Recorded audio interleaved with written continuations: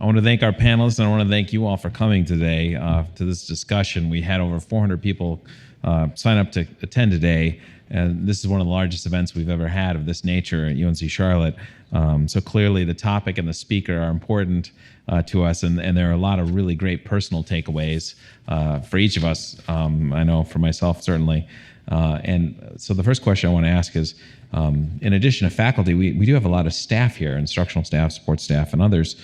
So I want to ask, besides the personal applications we can all make to better improve our own learning, what are some possible implications, not just for the classroom, but also the way we do other support services, either for coworkers or for students? What are some possible takeaways? We'll ask some questions from the audience here. I just want to get started. Did you hear the question? What's that? Yes. Sure. What are some possible applications, not just in the classroom, but also when we think about student support services and other things, knowing what we know about how the brain works? And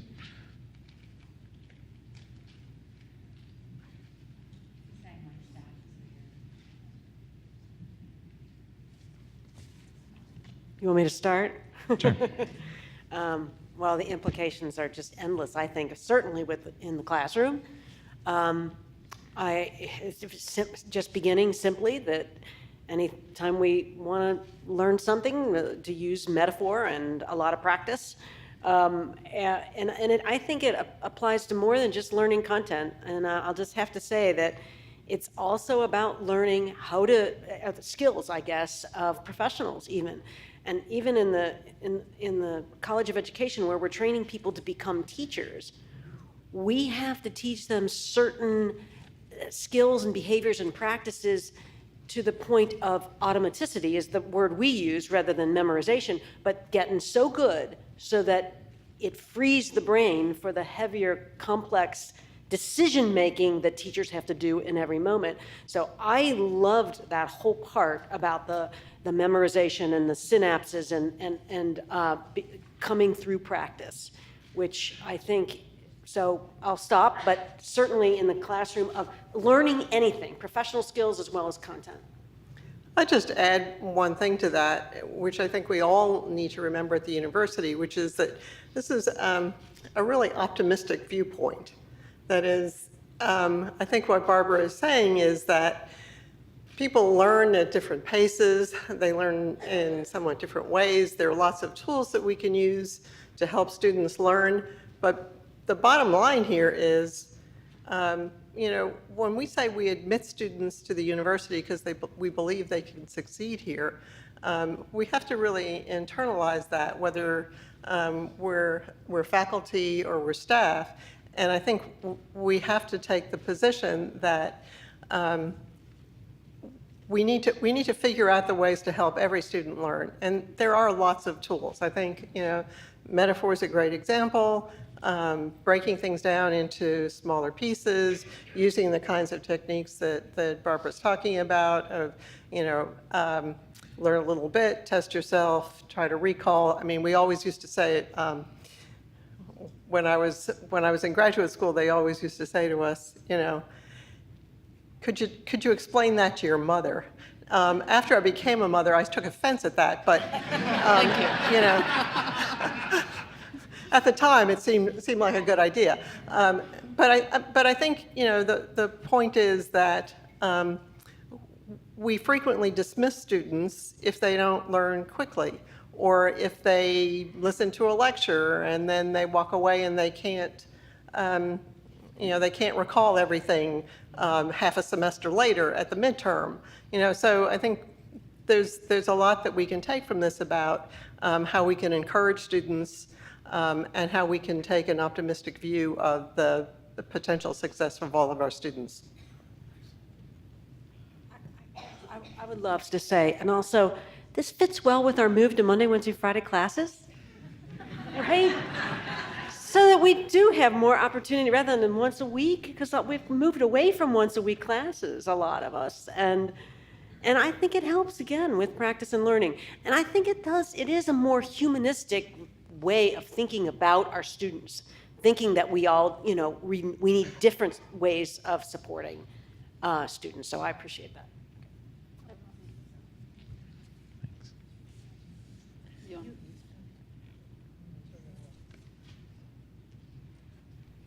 So I do have to laugh. Every student is different, and some students can be reached by some professors, and some have to go on to other professors, and everyone's at different stages in their life. And I remember I was teaching this one sort of how things work course, and this one student could not get the math. He said, I can't do math, I just can't. And I spent hours and hours with him. And finally just said, well, this student can't, he really doesn't seem to be able to get math. And then about 10 years later, I ran into him again, and he was a financial advisor. So I've always kind of wondered about that. But I do think that people can do far more than they often can. And not everybody can become a nuclear physicist, but they can do more than they think they can. And I think a challenge sometimes is that I remember being in one country, unnamed, where a professor told me, why should we have more students in school? Because it's a zero-sum game. There's only so much of the pie available, and we don't need more students. And I think we're so lucky in this country and in many countries where there's this more of an attitude of it lifts all boats when we are all learning, and when we have that fresh perspective on learning. And so I just, my hat's off to you for what you're doing for the community and for all of us through your educational efforts. A question from the audience? No, it's not a question. We've got a microphone. All right, I can repeat your question. Go ahead. Okay. Yeah.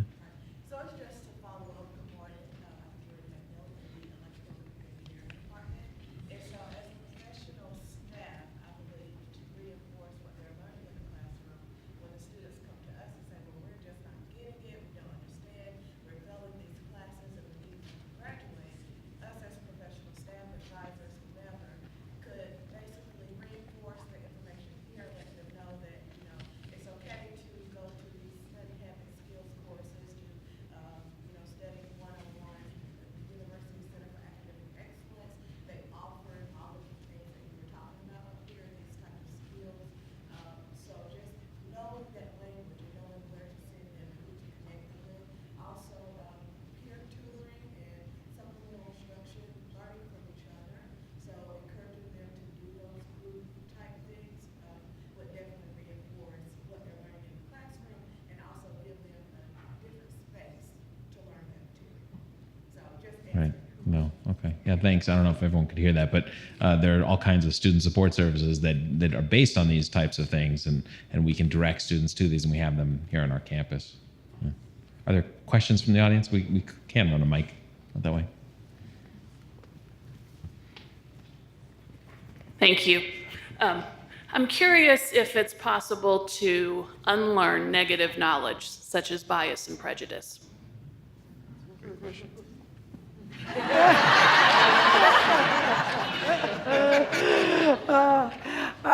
Absolutely, it is possible, but we also have to be aware there are diseases of overconfidence, just as there are diseases of underconfidence. What's a disease of underconfidence? When you have OCD and you have to recheck whether the stove is on, recheck, so you can't be confident enough. But there are some people who are always really confident in certain things. And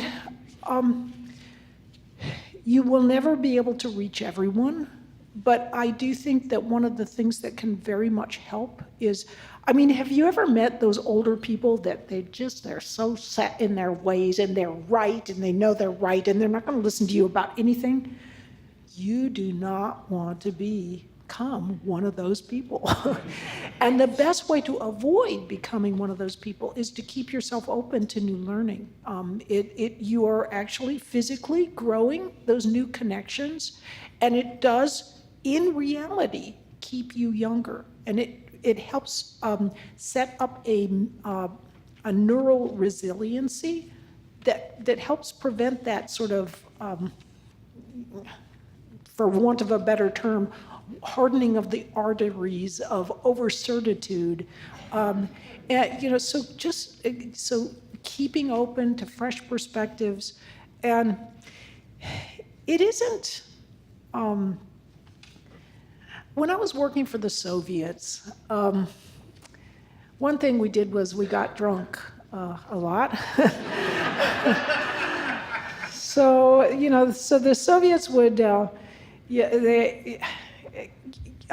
remember we had one conversation, and we got to talking about Vietnam. They brought up Vietnam. So I was going to model to them, well, United States maybe didn't always do things properly in that regard. And I was trying to model an open thinking and an open perspective.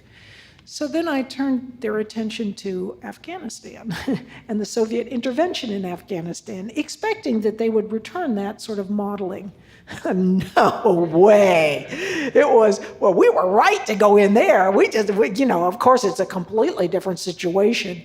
And so sometimes we think that we can model and help individuals, but sometimes the way they've been brought up can actually make things very difficult to do that.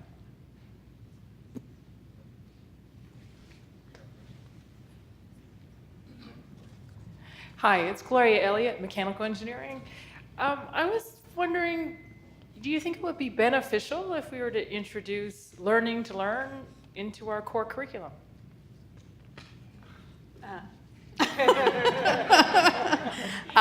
Absolutely.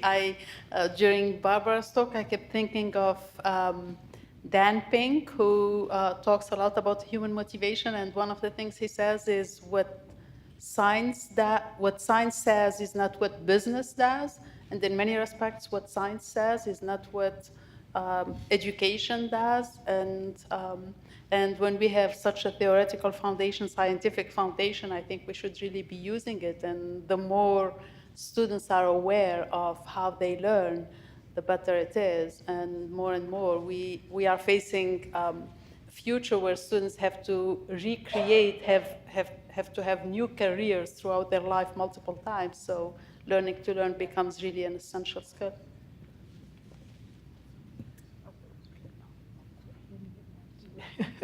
So I think one mistake that we often make when we're trying to improve what's going on campuses is, and it's a laudable thing that we do, is we often put a lot of focus in faculty development.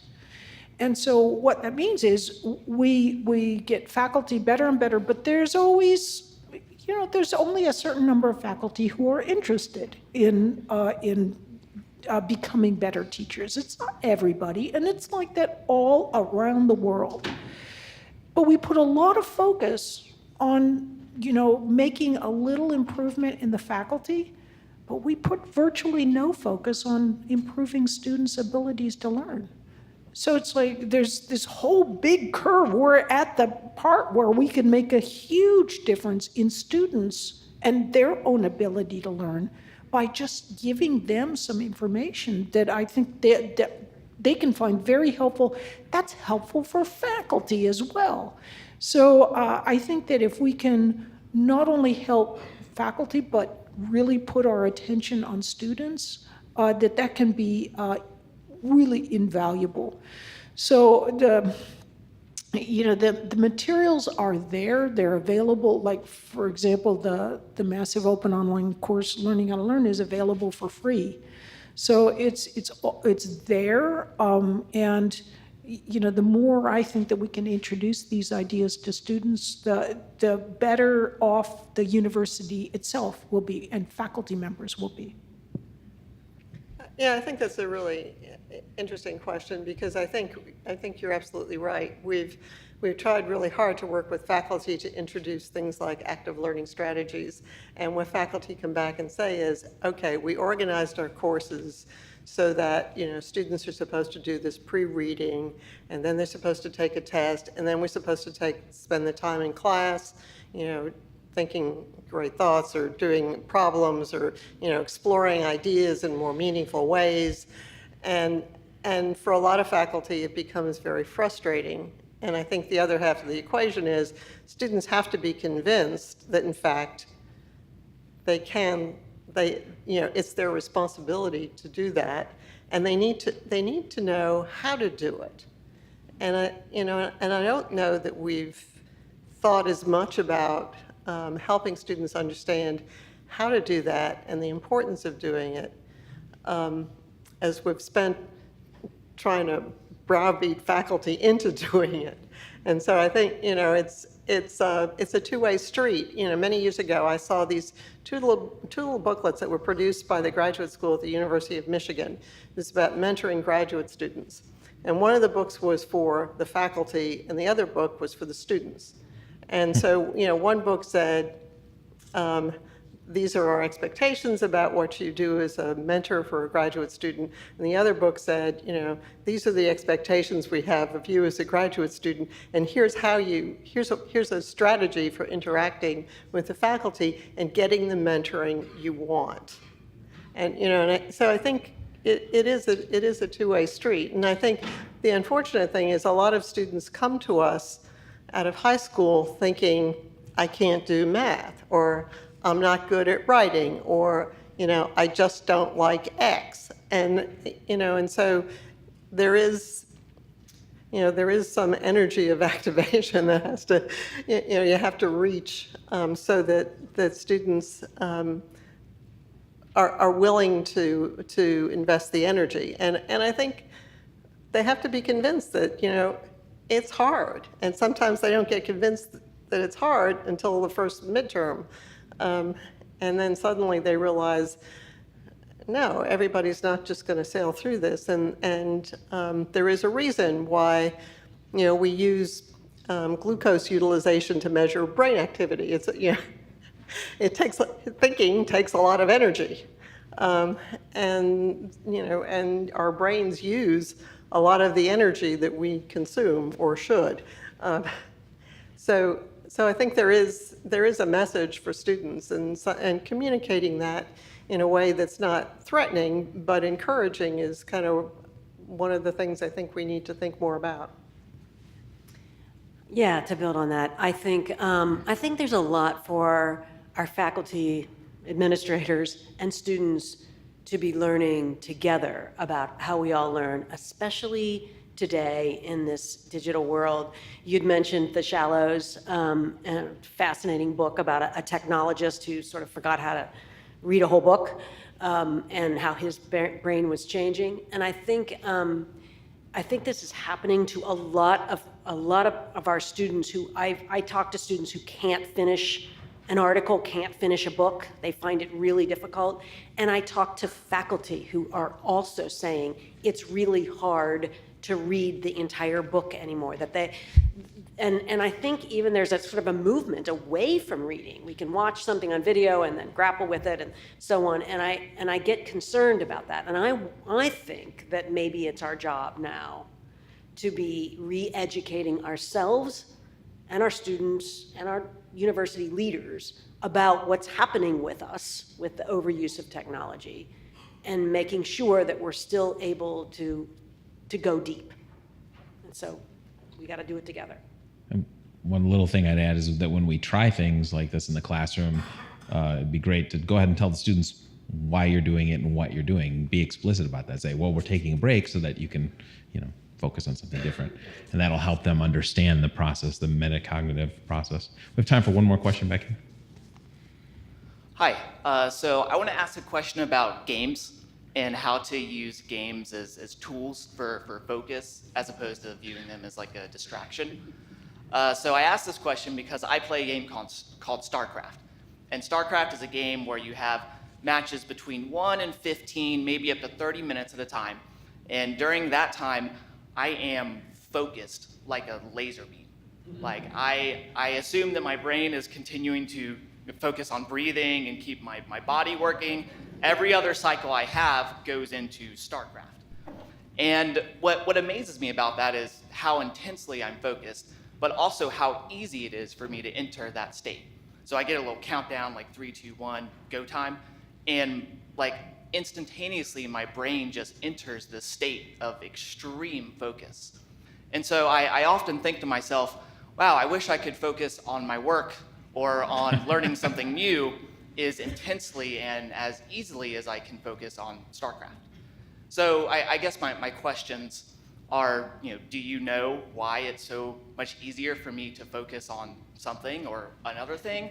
And then are there other tools, or how can we use games as tools to help people focus more intensely? I will pay you later for asking that question. That is such a great question. And so there's so much depth behind answering it. Games are designed with many, many things in mind. There's multimedia aspects of learning that can be used in gaming that can keep there's two types of attention. There's top-down, when you're turning your attention to focus on something, and there's bottom-up that attracts your attention whether you like it or not. So if there was a sudden bang from the back there, everyone's attention would be attracted to that whether you liked it or not.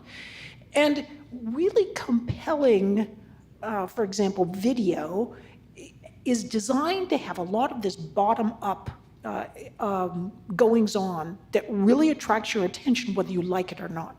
So interestingly, people with ADHD, they lose their attention very easily, except when it comes to video games. That really draws your attention. So well-designed online learning materials can actually take advantage of some of this way of attracting people's attention. And interestingly, John Hattie's effect sizes, so he's a researcher who has sort of determined a number of different factors that are common that help, and he's ordered which ones are most helpful for allowing students to learn more effectively. And actually, well-designed video snippets are really helpful. So that can be a super helpful adjunct for the academic skill centers. But also, when you grow older, if you're older, you may have noticed that your attention is maybe not as good as it used to be when you were younger. But there is a way they've found to bring, when you do fMRI studies, you can actually see that a person in their 60s has been brought back to the metabolic attentional levels of a 20-year-old. And how do they do this?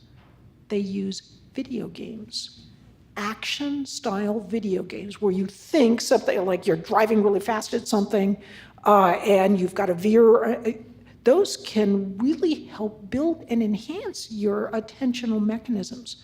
So there's actually a video game by Adam Ghazali at UCSF that is under the process of FDA approval to help enhance cognitive skills of older individuals. So gaming is actually, we tend to think of, well, gaming's going to destroy your attention. No, it enhances and it builds your attention. So sometimes I want to say, when parents are saying, well, my child, I don't want them gaming. Well, yes, it can be addictive. You can do too much. You can do too much of anything, but actually some of it can be attention building and it can enhance things. And the more we can carry some of that into really well-designed videos, the more we can help people in their learning. So I'm very excited. That's one area that I work in for my research. So thank you for asking that great question. It's like I've officially lived long enough to see if you're talking about FDA approval for a video game. So now doctors are prescribing marijuana and now they're prescribing video games. Millennials, you have no idea how good you have it. All right. I want to thank our panel for coming, and I want to mention this afternoon, if you're a faculty member, we have plenty of room in our Learning How to Learn session. We'll dig a little deeper at 3:30 in the SAC salon, so you're welcome to come to that today. So thank you, Barb, and thank you, our whole panel.